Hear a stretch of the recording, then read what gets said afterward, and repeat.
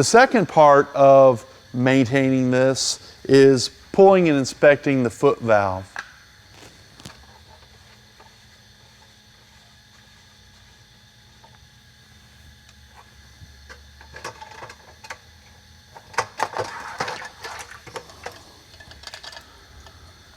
The foot valve plays an important role.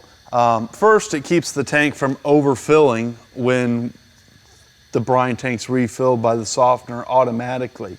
But the second thing it does is it actually prevents the softener from sucking air by completely draining the brine tank during regeneration. So it's got a minimum level and a maximum level. But if this gets dirty, if we get salt debris and whatnot in this tube, it can malfunction. So if we just take this out, rinse it with clean water, we can dissolve any salt that's on the foot valve.